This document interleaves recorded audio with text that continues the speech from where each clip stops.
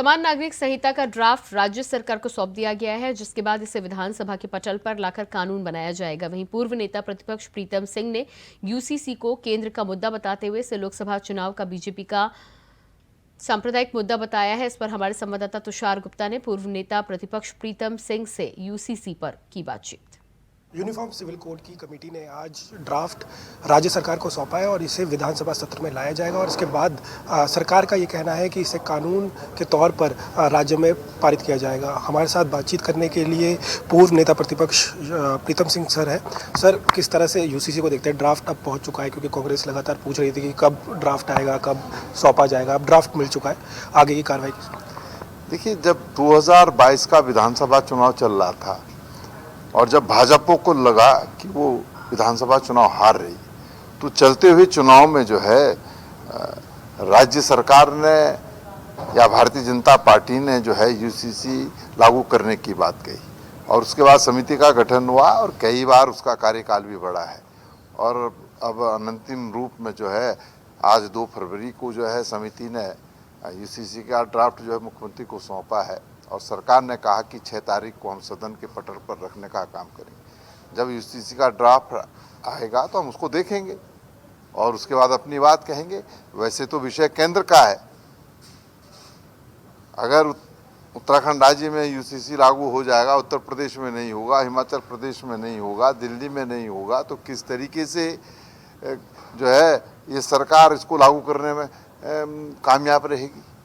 लेकिन भाजपा का तो चाल चरित्र चेहरा आप जानते हैं, जब चुनाव होता है तो इस तरह की बातें वो कहते रहते हैं। उन्होंने गुजरात के विधानसभा चुनाव में भी कहा कि हम इस राज्य में भी यूसीसी लागू करने का काम करेंगे। तो क्या यूसीसी राज्यों में लागू होगी, क्या केंद्र इसमें मौन रहेगा?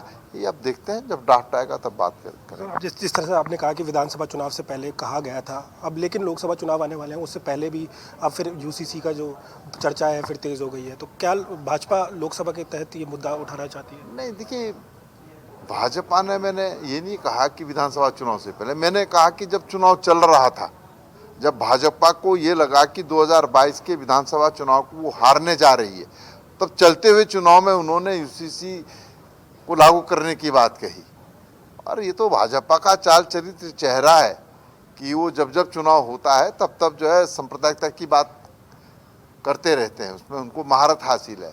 लेकिन जब ड्राफ्ट आएगा तो उसको देखेंगे, तब उसके बाद अपनी बात कहेंगे। सर, उत्तराखंड जैसे राज्य को यूसीसी की ज़रूरत है? मैंने कहा ना कि जब तक ड्राफ्ट नहीं आएगा तब तक मैं क्या कह सकता हूँ।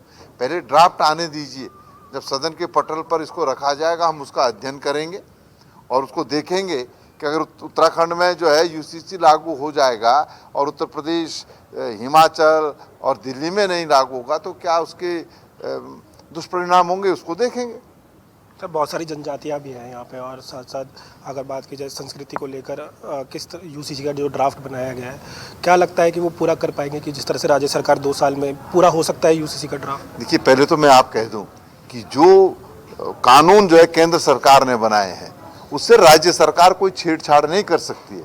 आपने कहा कि जनजाति, अनुसूचित जाति के लोग रहते हैं, पिछड़ी जाति के लोग रहते हैं, उस पर जो है राज्य सरकार को कोई अधिकार नहीं है कि उसको जो है कुछ उससे छेड़छाड़ कर सके। ये तो केंद्र सरकार का विषय है। तो अब देखते हैं, तभी तो मैंने कहा कि ड्राफ्ट में क्या लाया उसको अध्ययन करने के बाद ही तो हम कुछ कह पाएंगे। देखिए, बिल्कुल, अगर पूर्व नेता प्रतिपक्ष प्रीतम सिंह की बात की जाए तो अगर 6 तारीख को जब ये ड्राफ्ट विधानसभा में रखा जाएगा तो इसके बारे में चर्चा की जाएगी अध्ययन करके, और अगर इसमें कुछ खामी होगी तो विपक्ष अपना काम करेगा। कैमरा जर्नलिस्ट निशांत चौहान के साथ मैं तुषार गुप्ता, इंडिया वॉइस, देहरादून।